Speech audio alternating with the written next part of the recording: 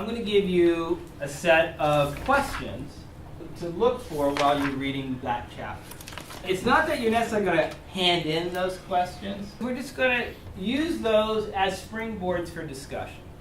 There's a couple of purposes for that. One is to make sure you understand what you read. And the other one is to take what you read and try to apply it to something that's in your life or in the world, right? Because it's not important enough just to read and understand. It's also about how do I apply that to my everyday experience. Because if I can apply it to my everyday experience, I'm going to retain it much better, right? And that's going to be true when you get into science courses. Okay, so this is what we're going to do. We're going to sort of read the book, comprehend it, try to apply it to something in our lives. The book is going to tell you, in sort of a layman's language, recombinant DNA, what happened, how they came up with it. I'm going to give you a little more detail because you're going to need that detail when we start doing the gene cloning experiments. Okay, so I'm going to keep it simple, but there are certain basic principles that I want you to understand about DNA, RNA, and proteins that's going to make it easy to understand when you do the experiments. This is very informal. If you have a question, I'm going too fast, you don't understand, stop me, raise your hand, ask a question, right? Okay, it's okay. We can go through this in a very slow pace, right? But it's important that you get this material so that we can then, when we start talking about all the other stuff, you're able to understand it. So what is DNA? DNA is just an abbreviation for deoxyribonucleic acid, which is a biological molecule. But what is it really for us? It is the genetic blueprint. It determines what you look like. So every cell in your body has DNA in it. And this DNA is information. It's like a cookbook inside the cell that has all the information that your body needs to make you who you are. It turns out the information only has 4 letters. It's not like the English language where there are 26 letters. There's only 4 letters in the information.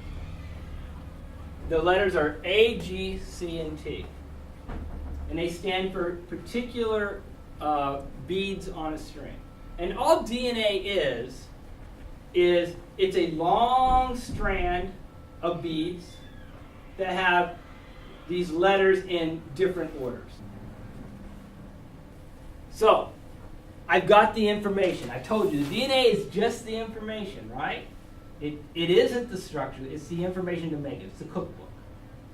The question is, how does the cell take the information and make the structure or make the function? Because that's the second key. It's not enough just to have the information, but you got to be able to take that information, read it, and make a structure or a function that makes the organism. Because the organism is the structure. It is the interaction of cells in the body. And this all has been characterized into something called the central dogma of biology. And anytime anybody says central dogma, you know it's important, right? This is one of the explaining theories of biology, of how inheritance is explained and how we take that information and we make it into structures and functions. And it's a very simple thing. Essentially says the information that's in DNA has to first be transcribed into another molecule.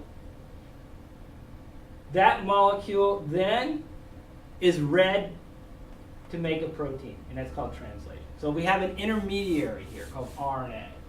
We can't take the information directly here to make a protein. We have to have this intermediary called RNA.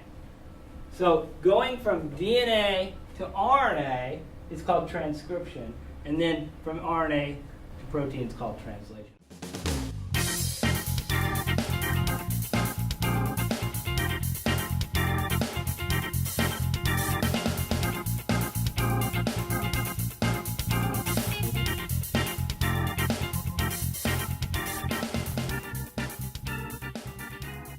Gene cloning is the aspect of recombinant DNA technology that most people are familiar with. Essentially, one isolates a single gene and uses that gene to produce purified proteins.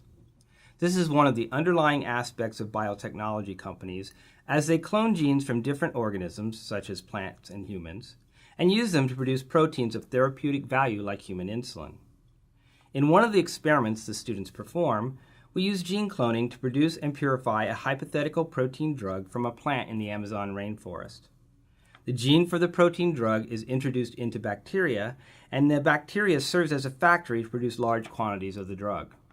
So what the students are doing, they're cloning a drug that has a fluorescent property when UV light is shined on it. And so they picked a bacteria that had the gene for that drug, and that's the one that's glowing. And then as a control, they picked another bacteria that didn't have the gene, and it doesn't glow. And so what they're going to do is they're going to purify the protein that's made from that gene, that drug, by looking at where the fluorescence goes during the purification process.